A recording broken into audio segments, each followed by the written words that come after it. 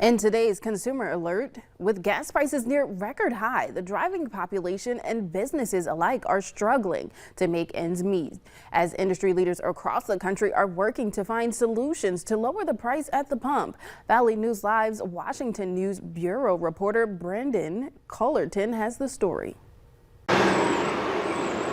Hitting the road has become more expensive for many businesses, especially moving companies like OMX. We travel a lot. Trucks eat a lot of gas. OMX Vice President Jim Durfee says increasing fuel cost could eventually result in businesses cutting employee wages or even jobs. The biggest overhead is our building, and the second is our employee cost.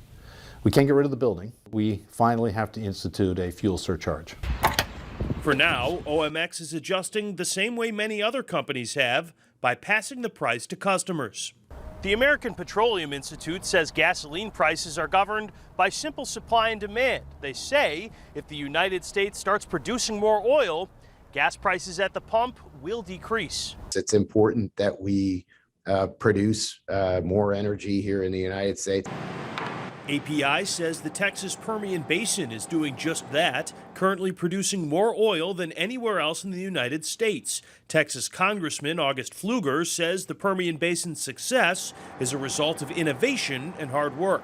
They've stepped up even with less rigs and less people. The innovation has allowed the production to exceed 5 million barrels a day. But API says there are limits to how much oil production can expand, partially due to supply chain issues. You're seeing difficulty getting frac sand, so sand to be able to frac wells. API says the U.S. still has not been able to reach the oil production scene before the COVID pandemic began. In Washington, I'm Brendan Cullerton. The Department of Education may forgive student loans for millions of borrowers. Will the new fixes apply to yours? Here's more.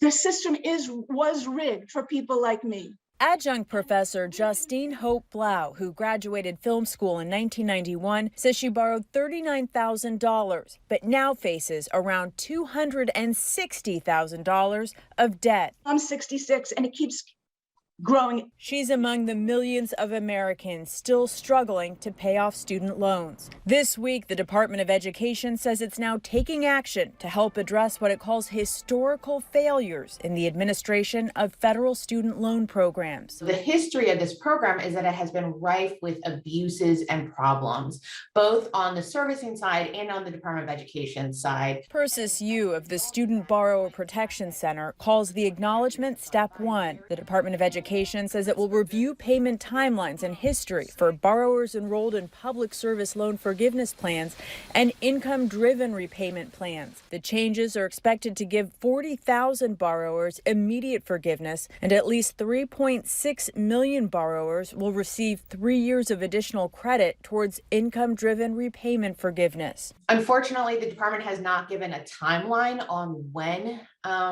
borrowers will find out what happens. For right now, the answer is to be patient and wait. Blau still feels misled by her servicers, who she says never told her about income-based repayment options. Don't leave us behind. We shouldn't be saddled with huge debt for the rest of our lives. She now urges caution to anyone thinking about taking out a student loan. Natalie Brand, CBS News, Washington.